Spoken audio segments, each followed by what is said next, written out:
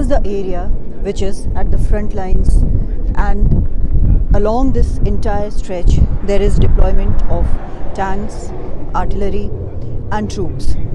Now the question is being asked, what now? Because till now all-out offensive has not taken place. Israel has said that it will go all out. It will go on ground, it will go in air, and as well as through its naval power. Airstrikes have been continuing continuously through the days since Saturday. That has been happening. But what's the delay? Now, one factor is that while the airstrikes are on, the effort is to dismantle as many as possible of Hamas's installations there. It's places where Hamas terrorists are hiding, from where they are attacking Israel. One effort is to destroy as many of them as possible. The second effort is to get information about the tunnels, about the layout, about how the hostages can be taken out in case there is a ground assault or even before that. Another factor was that the civilians who are stuck in Gaza can be taken out.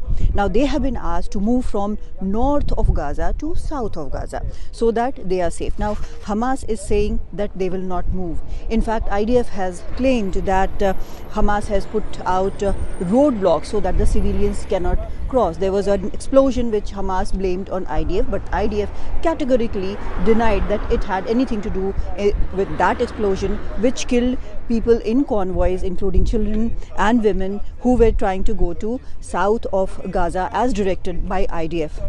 Now, apart from these military factors, there are political factors.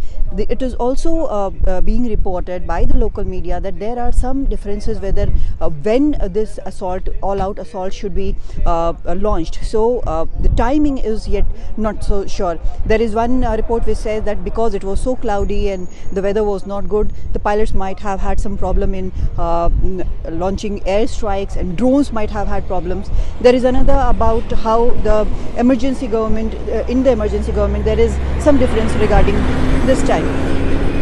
Apart from that, there is also a diplomatic offensive which is on.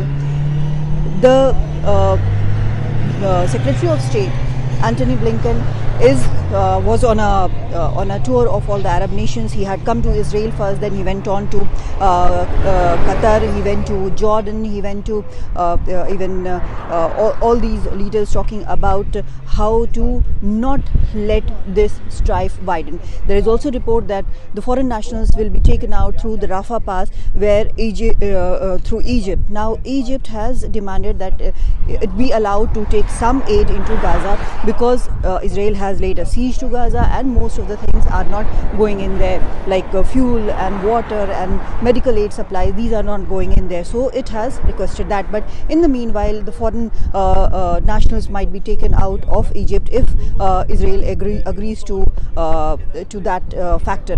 But till now there is no humanitarian corridor which has been considered. Hostages are still not back, and apart from that, now there is a wait of what will happen next.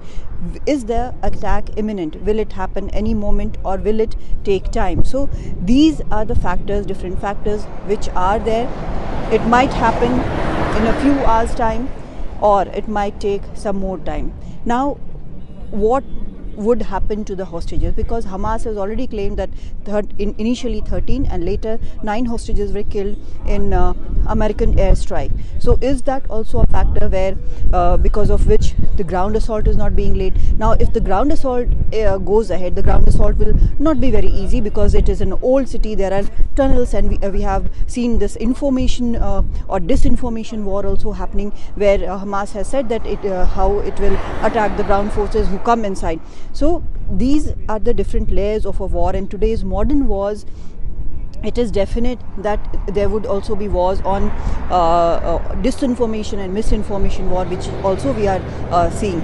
So ground assault, air assault and naval assault will take place simultaneously as soon as a decision about this is reached.